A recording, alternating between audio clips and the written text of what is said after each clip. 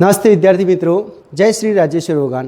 વિદ્યાર્થી મિત્રો, ધોરણ 10 વિષય સામાજિક વિજ્ઞાન પ્રકરણ નંબર 4 ભારતનો સાહિત્યિક વારસો. વિદ્યાર્થી મિત્રો, અગાઉના વિડીયો લેક્ચરની અંદર આપણે ભારતના સાંસ્કૃતિક અને પ્રાકૃતિક વારસા વિશેની સમજ આપણે મેળવી લીધી. ત્યારબાદ આજે આપણે સાહિત્યિક વારસો જોવાનો છે. સાહિત્ય, ભારત એ આપણો દેશ છે, બધાને ખ્યાલ છે, પરંતુ સાહિત્યિક વારસો એટલે કે સાહિત્યમાં કયો કયો વારસો આપણને મળ્યો છે, સાહિત્યનું સર્જન કઈ રીતે થયું અને આ સાહિત્ય આજે કેટલું વિશાળ વિસ્તૃત એનું જે વિસ્તાર છે એ કેટલો વિશાળ ધરાવે છે એ આજે આપણે જોયું. સૌ પ્રથમ એમ કહી શકાય કે સાહિત્યનું સર્જન શામાંથી થયું છે? તો સાહિત્યનું સર્જન જોઈએ તો સાહિત્યને બીજું કહી શકાય કે આ સાહિત્યના સર્જનની અંદર સૌ પ્રથમ પ્રત્યાયન આવી શકે. પ્રત્યાયન એટલે કે વાતચીત. શું કહી શકાય? વાતચીત. વિદ્યાર્થી મિત્રો, આપણે એકબીજા સાથે વાતચીત કઈ રીતે કરીએ છીએ? તો ઘણા બધા સમયની અંદર એમ આપણે એવું થોડુંક વિચારવા બેસીએ તો પહેલાં જ્યારે પણ ભાષા નહોતી, આજે પણ એવું કહેવાય છે કે હડપ્પા કાળની જે લિપિ છે એ આજ દિન સુધી ઉકેલાઈ નથી. આજ દિન સુધી કોઈ એને ઉકેલી શક્યું નથી, ઉકેલાઈ નથી. કેમ કે આ લિપિ લખનાર જે હતા, અને તમને ખ્યાલ હોય તો 1834ની અંદર જેમ્સ પ્રિન્સેસ જે સમ્રાટ અશોકના જે સ્તંભ છે એ સ્તંભની એની લિપિ ઉકેલી હતી.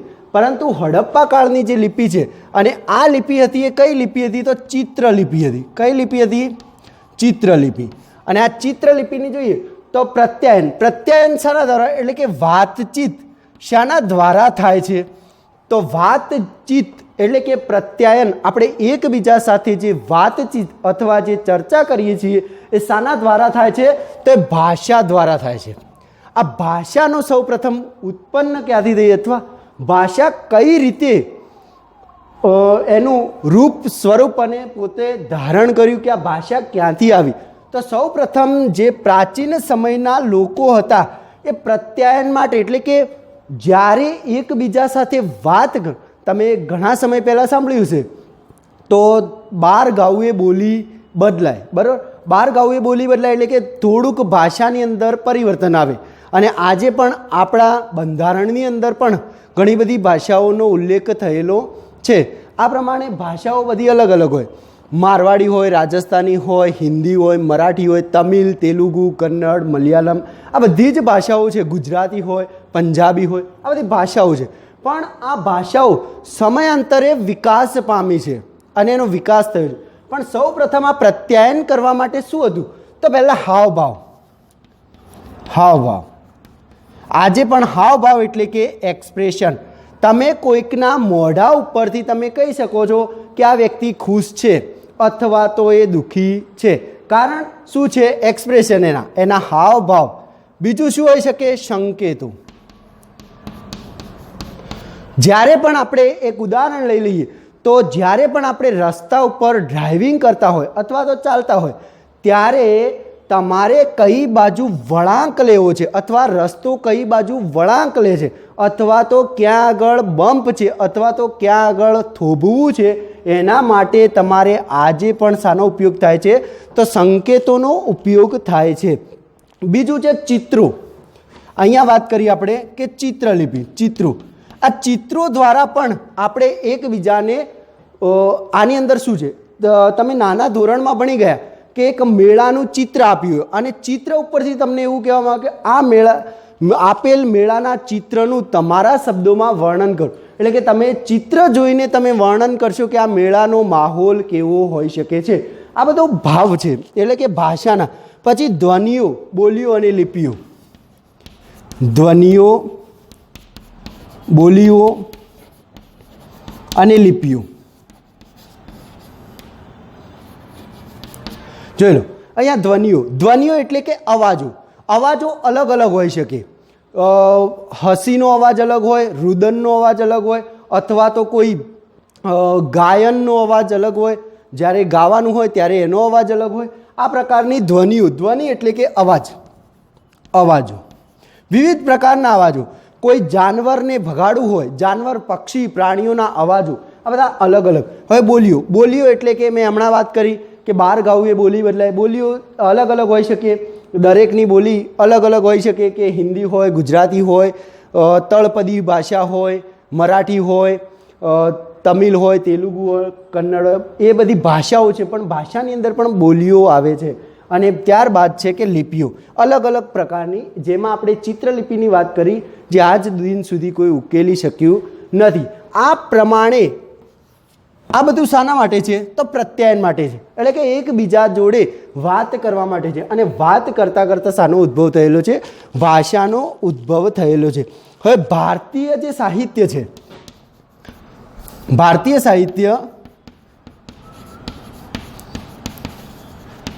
સાહિત્ય જે છે એ વિવિધતા અને વિશિષ્ટતા માટે જાણીતું છે.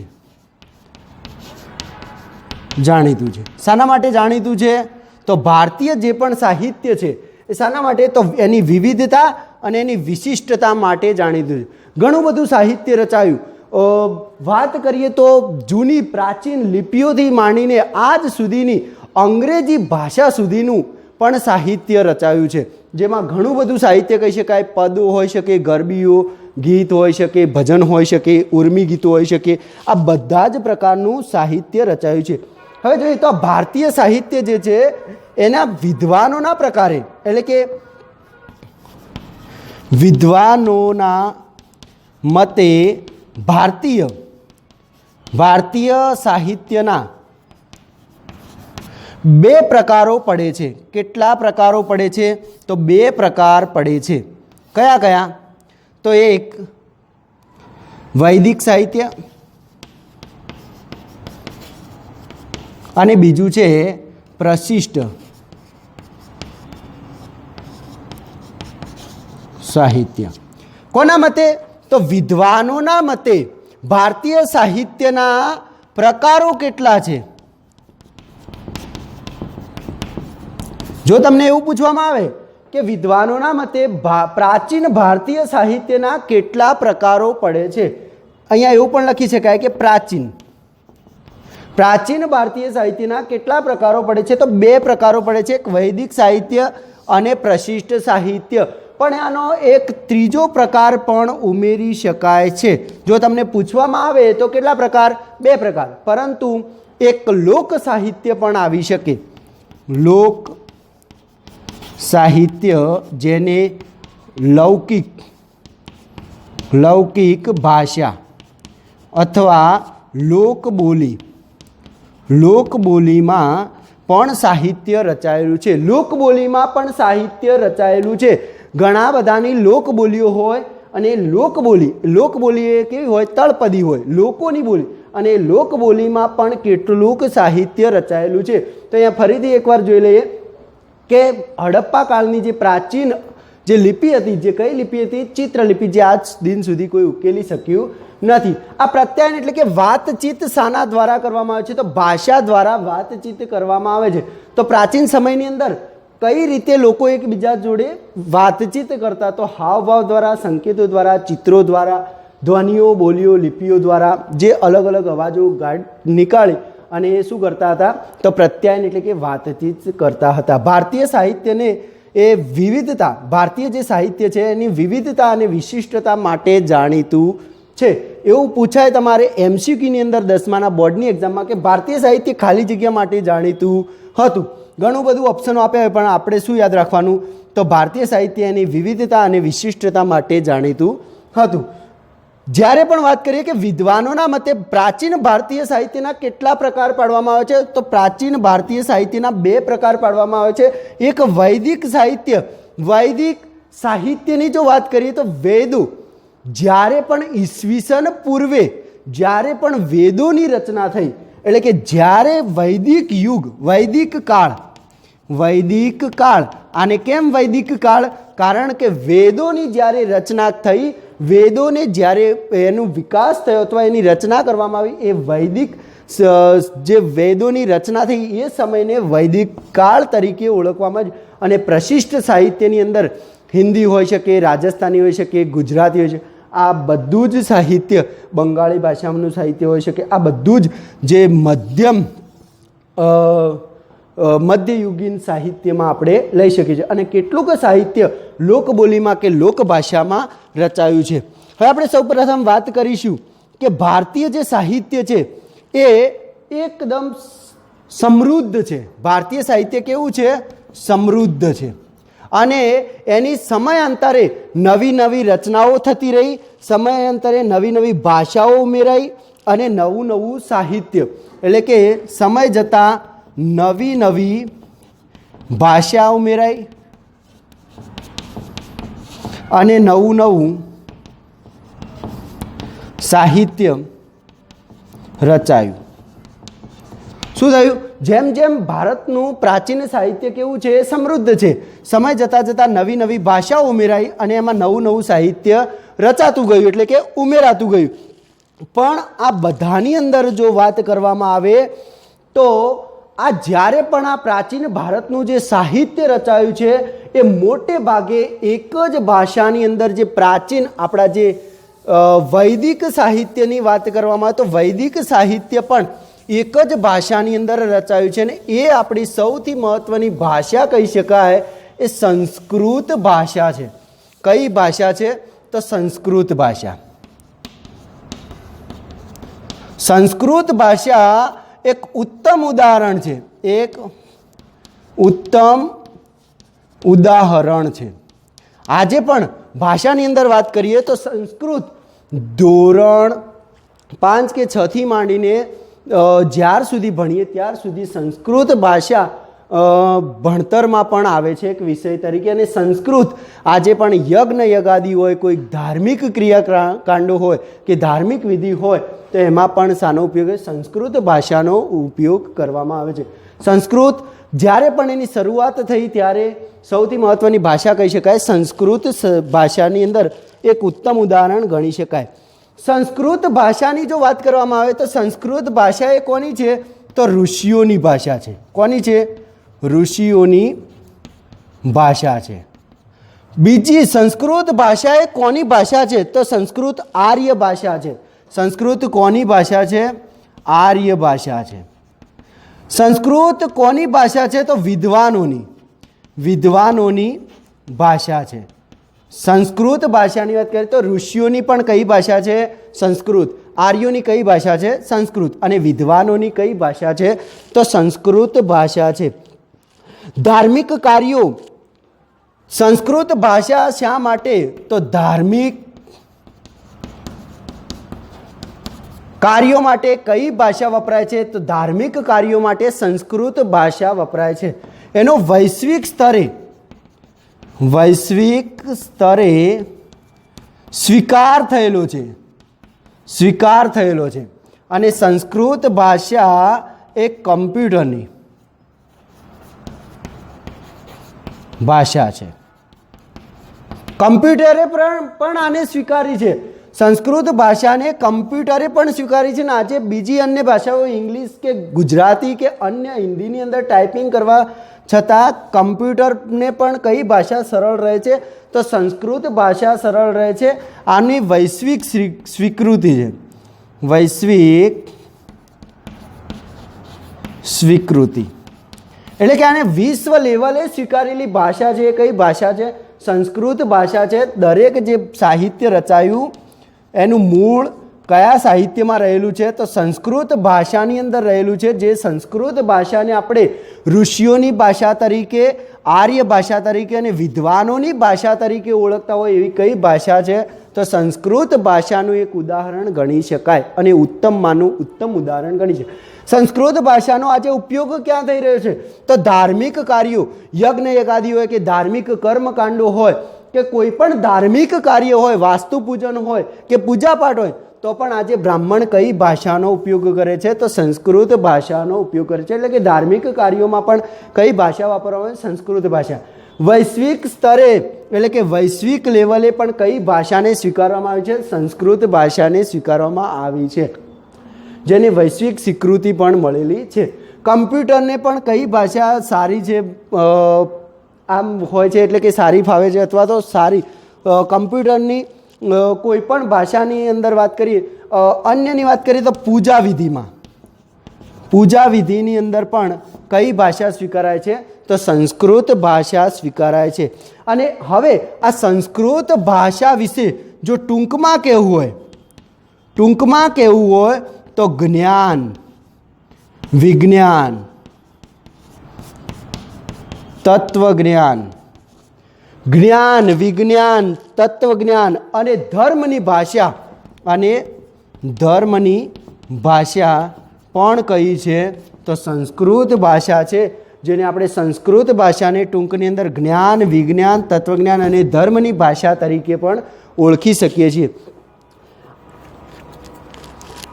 આ સંસ્કૃત ભાષાની અંદર સૌ પ્રથમ ઈસવીસન પૂર્વે 4th સદીની અંદર મહાન વ્યાકરણ શાસ્ત્રી થઈ ગયા, અને એવા હતા વ્યાકરણ શાસ્ત્રીએ મહર્ષિ પાણિની. કયા? તો મહર્ષિ